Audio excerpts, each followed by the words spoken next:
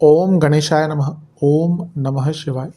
मैं निखिल ज्योतिष आचार्य आप सभी का मेरे चैनल पर पुनः स्वागत करता हूं। आशा करता हूं कि आप सभी स्वस्थ होंगे। महादेव की कृपा आप सभी पर सदैव बनी रहे। ये वीडियो कर्क यानी कि कैंसर के लिए बहुत विशेष है, क्योंकि वीडियो है 7 जुलाई से 13 जुलाई 2025 के साप्ताहिक राशिफल के बारे में। कैसा रहेगा आने वाला सप्ताह कर्क के लिए। जो मेरा साप्ताहिक राशिफल होता है वो प्रमुखतः चंद्रमा और उनकी गति पर आधारित होता है। चंद्रमा एक ऐसे विशेष ग्रह हैं जो बहुत तेज गति से भागते हैं और 2.25 से 2.5 दिन में अपनी राशि बदल लेते हैं। तो स्वाभाविक है कि पूरा हफ्ता जो कि 7 दिन का होता है उसमें चंद्रमा कई बार राशि बदलेंगे। मन के कारक है और उनकी विशेषता ये भी है जिस भाव में जाते हैं उसको एक्टिवेट कर देते हैं, इसीलिए डे टू डे एक्टिविटीज़ पर उनका इम्पैक्ट बहुत होता है और इसलिए साप्ताहिक राशिफल की विशेषता बहुत होती है। क्या प्रभाव रहेगा आने वाले सप्ताह में चंद्रमा के इस गोचर का हमारे जीवन पर, क्या संभावितः अच्छा हो सकता है, बुरा हो सकता है, इन सभी चीज़ों को जानने के लिए, समझने के लिए, पहचानने के लिए ये साप्ताहिक राशिफल अति विशेष होता है। यदि आपकी लग्न राशि या चंद्र राशि कर्क है, दोनों ही गाइडेंस के लिए इस राशिफल को देख सकते हैं। जहाँ से ज़्यादा सूट करता है, रिलेट करता है, वहाँ से इसको ऑब्जर्व कीजिए। व्यक्तिगत तौर पे मेरा मानना है लग्न से देखेंगे तो अच्छा है। इनकेस नहीं पता है आपको अपनी लग्न राशि, तो आप अपनी चंद्र राशि से भी इसको ऑब्जर्व कर सकते हैं। शुरू करते हैं अत्यंत महत्वपूर्ण साप्ताहिक राशिफल का। चंद्रमा 7 जुलाई को ऑलरेडी वृश्चिक में होंगे, यानी कि आपके पंचम भाव में। 6 जुलाई की रात को ही या शाम को ही आ चुके होंगे और 9 जुलाई सुबह के 4 तक यहीं पर रहेंगे। चंद्रमा का पंचम भाव में आना वैसे तो ठीक है, आपके लग्नेश है, लग्नेश होने के नाते पंचम में लक्ष्मी स्थान में आना उनका अच्छा ही माना जाता है, अच्छी एक चीज़ है। राजयोग बनता है, लक्ष्मी योग बन रहा है, सब ठीक है। लेकिन चंद्रमा की अपनी स्ट्रेंथ देखिए। यहाँ पे चंद्रमा नीच के हो गए। मैं कभी नहीं कहता कि नीच का ग्रह बुरा है, मैं हर बार ये बोलता हूँ कि नीच का ग्रह आज के टाइम में अच्छा है, पर उस ग्रह के अपने कारकत्वों पर प्रभाव आता है। केमद्रुम योग बना हुआ है, कोई भी ग्रह आसपास नहीं है। मंगल की दृष्टि है जो ठीक है आपके योग कारक है, पर अंगारक दोष बनाकर बैठे हैं। और गुरु से छठे में है तो शकट योग बन गया।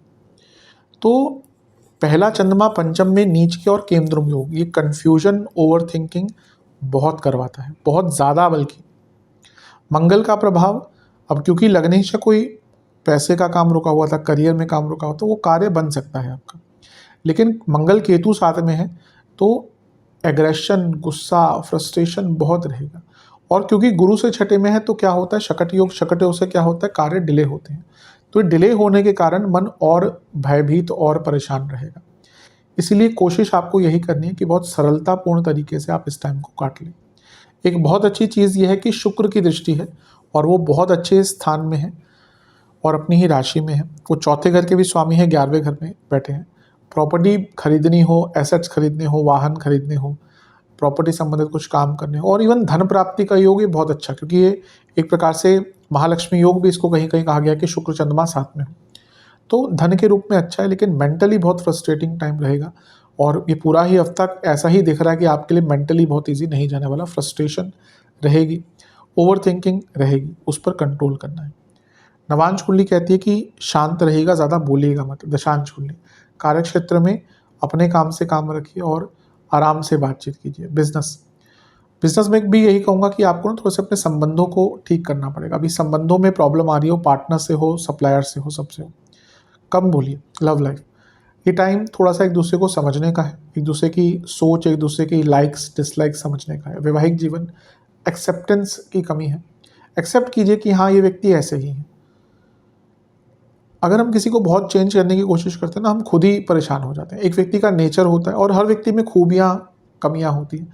तो सबसे बेटर चीज़ है कि अगर आप किसी को प्यार करते हैं, पसंद करते हैं, तो उनको उस रूप में एक्सेप्ट कर लीजिए। बार बार ये बोलना तुम ये बदल लो, बदल लो, वो खुद व्यक्ति फ्रस्ट्रेट हो जाएगा। तो एक्सेप्टेंस आज के टाइम में या हमेशा किसी भी रिलेशनशिप के लिए बहुत अच्छा होता है। क्यों लोगों की दोस्ती बहुत चलती है, क्योंकि दोस्ती में क्या होता है ना, हम एक्सेप्ट कर लेते हैं भाई ठीक है ऐसा है, हमें ठीक है। आजकल क्या हो रहा है, वैवाहिक जीवन और लव लाइफ इतने डिमांडिंग हो गए कि हम चाहते हैं कि हमारा पार्टनर ऐसा हो वैसा हो, और यहीं पे प्रॉब्लम स्टार्ट होती है। एक्सेप्टेंस बहुत इंपॉर्टेंट है। स्टूडेंट्स अपने ऊपर ध्यान दीजिए, अपनी सेहत पर, अपने मानसिक सेहत पर। सेहत के हिसाब से ही बात करें तो आपको पेट के रोग, डायबिटीज़ जिनको है ध्यान दें, आँखों दांतों के रोग तंग कर सकते हैं, एसिडिटी बहुत ज़्यादा रहेगी। सर्वाष्टक में आपका 10वां घर बली है। जो लोग जॉब चेंज करने का प्रयत्न करते हैं, हफ्ते का शुरुआती भाग अच्छा है। 9 जुलाई सुबह के 4 के आसपास चंद्रमा आपके छठे भाव यानी कि धनु में आ जाएंगे और 11 जुलाई दिन के 1 बजे तक यहीं पर रहेंगे। चंद्रमा का छठे भाव में आना एक प्रकार से बहुत अच्छा या बहुत बुरा दोनों ही नहीं माना जाता। अच्छी चीज़ ये है कि छठे घर के चंद्रमा लीगल कार्य हो, अटके हुए कार्य हो, पूर्ण करवाते हैं, फंसा हुआ पैसा लाते हैं, एडमिनिस्ट्रेटिव कार्य पूर्ण करवाते हैं, लगने के स्वामी हैं तो कोई बहुत पेंडिंग कार्य है उनको पूर्ण करवाएंगे। लेकिन केमद्रुम योग अभी भी बना हुआ है, चंद्रमा धनु राशि में है तो एंग्जाइटी बहुत बढ़ती है, तो फ्रस्ट्रेशन तो रहेगी। अच्छी चीज़ ये कि गुरु की दृष्टि है तो गजकेसरी योग बन गया, लेकिन केतु का प्रभाव भी है, शनि का प्रभाव भी है, तो ये कहाँ से बच जाएंगे। तो यहाँ पे क्या होगा ना, आप अतीत में पहुँच जाएंगे, तब ये कर लिया होता, तब वो कर लिया होता तो अच्छा रहता, यहाँ पे पैसा डाल लिया होता, यहाँ पे प्लॉट ले लिया होता, वो जॉब कर ली होती। तो यहाँ पे अतीत में जाने से बचिएगा, क्योंकि एक बार आप उसमें चले गए फिर उससे निकलना बहुत मुश्किल हो जाएगा। हाँ, गुरु की दृष्टि है, गुरु नवमेश हैं, अभी स्पीड उनकी बढ़ रही है, 12वें घर से देख रहे हैं, तो पूजा पाठ करिए। गुरु विपरीत राजयोग बना रहे हैं, कुछ विदेश के काम, पैसों के कार्य अटके हुए पूर्ण हो सकते हैं, लेकिन थोड़ा स्पिरिचुअल रहिए, पूजा पाठ कीजिए, शनि के प्रभाव, केतु के प्रभाव से बच जाएंगे। और छठे घर में चंद्रमा केमद्रुम योग युक्त और केतु शनि का प्रभाव, ये डिप्रेसिव थॉट्स भी लाता है। तो कई लोग जिनके चंद्रमा कुंडली में खुद के बहुत वीक है, यहाँ पे बहुत डिप्रेसिव भी फील करेंगे। तो मिश्रित सा टाइम है, ज़्यादा सोचना नहीं है, ज़्यादा ओवर थिंकिंग या ज़्यादा व्यर्थ की चिंताओं से बचना है। नवांश कुंडली बताती है कि ज़्यादा लोगों से बातचीत मत कीजिएगा। दशांश कुंडली कार्य क्षेत्र में ग्रेसफुल रहिएगा, कोई कुछ बोलता भी है, पोक करता भी है, अवॉइड कीजिए। बिजनेस के हिसाब से आपको थोड़ा सा सोचना पड़ेगा कि बिजनेस में क्या बदलाव लाने हैं, कैसे ठीक करना है। लव लाइफ की जहाँ तक बात है, आराम से बातचीत कीजिए अपने पार्टनर से। अभी लगता है थोड़ा क्रोध युक्त बात करते हैं और इसका प्रभाव नेगेटिव पड़ता है। वैवाहिक जीवन में एक ही चीज़ कहूँगा कि थोड़ा सा हैप्पीनेस की कमी है, हैप्पीनेस क्वोशेंट बेटर कीजिए, ये ठीक होगा, कई चीज़ें अच्छी हो जाएंगी। स्टूडेंट्स की जहाँ तक बात है, थोड़ा सा ग्रोथ पर काम कीजिए, बेटरमेंट कीजिए चीज़ों का। ऐसा लगता है कि आप आगे के बारे में सोचना ही आपने छोड़ दिया है। सेहत के हिसाब से आपको खाने के कारण problem, food infection, allergies, indigestion, anxiety और हड्डियों के रोग तंग करेंगे। सर्वाष्टक में आपका 10वां घर बली है, कार्यक्षेत्र में काफ़ी बिजी रहेंगे, अच्छा काम मिलेगा, लेकिन हाँ, गुस्सा और लोग पोक, आपके कलीग्स आपको पोक अवश्य करेंगे, तंग करने की कोशिश करेंगे। 11 जुलाई दिन के 1 बजे के आसपास चंद्रमा राशि बदल के सप्तम भाव में आ जाए, यानी कि मकर में, और सप्ताह के अंत तक यहीं पर रहेंगे। चंद्रमा का सप्तम भाव में आना एक प्रकार से मिश्रित माना जाता है, या फिर कहिए न्यूट्रल माना जाता है, यहाँ पे न्यूट्रल ही बोलते हैं। लेकिन वो क्योंकि लग्नेश है और केंद्र में आ रहे हैं तो ये राजयोग बनता है। लग्नेश का केंद्र में आना राजयोग, और यहाँ से राजयोग बनाता ग्रह अपने ही भाव को देखेगा, ये अच्छी चीज़ है। तो हफ्ते का अंतिम भाग कंपैरेटिवली पहले 2 भावों से मेंटली थोड़ा सा अच्छा दिख रहा है।